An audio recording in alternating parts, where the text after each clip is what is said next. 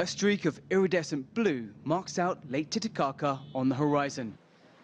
Historians say this lake was the cradle of pre-Hispanic civilizations, dating back thousands of years.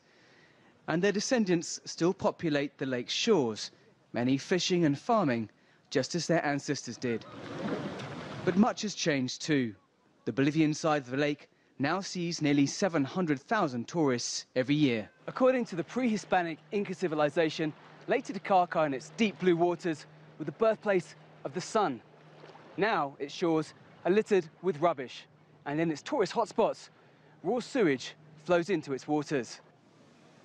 While the hotels and tourist operators prosper, the local people rely on the lake for water and say they're suffering. The local person doesn't want to drink water from the lake. There's a lot of reasons.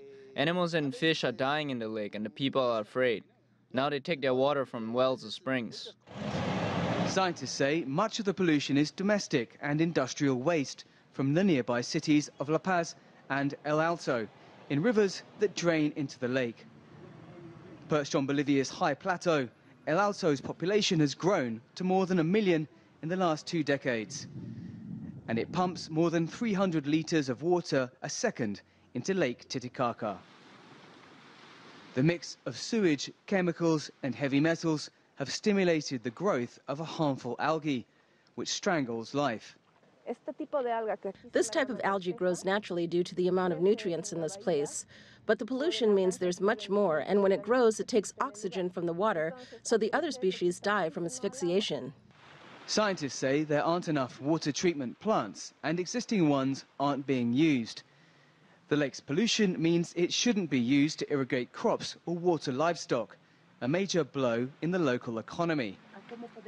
Eco-lodge owner Libertad Ortega is trying to rescue age-old farming traditions. She recycles materials and uses them to farm organically.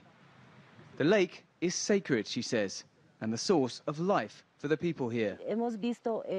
What we've seen has been devastating. Rivers of rubbish smelling of decay flowing into the lake.